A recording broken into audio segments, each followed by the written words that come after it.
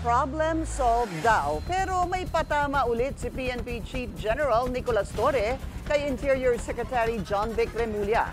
Pero ang SILG walang kibu pa rin sa namumuong turf war na unang ibinalita ng Bilyonaryo News Channel. Narito ang agenda report ni Francis Volpe. Naplansya na raw ang gusot sa umugong na turf war sa pagitan ni DILG Secretary John Vic Remulla at PNP Chief Nicolas Torre. Aminado si Torre na nagkaroon ng conflict sa resolusyon ng NAPOLCOM na kumontra sa pinakahuling balasahan na ipinatupad niya bilang pinuno sa hanay ng pulisya. Pero naresolba na raw ito. Nag-usap na raw sila sa loob ng organisasyon at naayos na ang mga kalituhan sa issue. It was resolved is basta within the organization, okay? So, kung may mga lalabas pa dyan, basta within the organization. Kami sa PNP, ang stand ko lang palagi dyan, these are internal matters that's better left to the internal systems.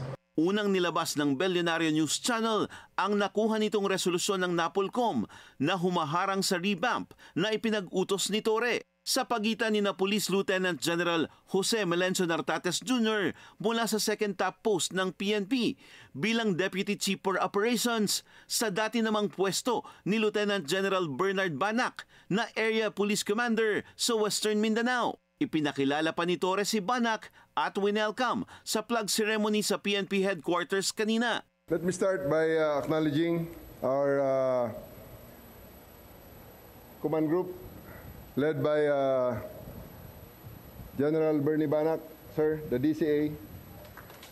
Pagpapakita na nananatiling epektibo ang ipinatupad na balasahan sa organizational leadership ni Torre. Last week, sabay sa pagputok ng issue ang mabilis na paglabas ng pahayag ng PNPA ng suporta sa unang lakan na naging pinuno ng police force. Sinundan ito ng Manifesto of Support na pirmado ng 18 regional director ng PNP sa buong bansa. Nagpasalamat dito si Torre. Dagdag niya, sa kabila ng pagsubok na ito, hindi sila natalo, bagkus ay lalo pa silang tumibay. Hindi rin daw ito usapin ng leader na affiliated sa PNPA o PMA.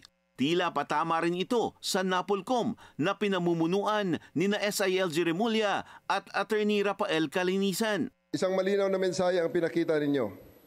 At ipinakita natin, ang PNP ay nagkakaisa.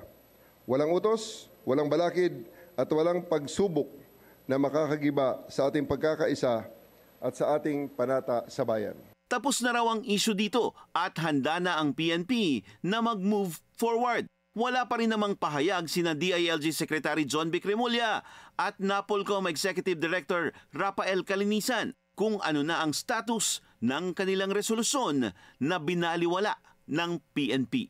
Para sa agenda, Francis Volpe, Bilyonaryo News Channel.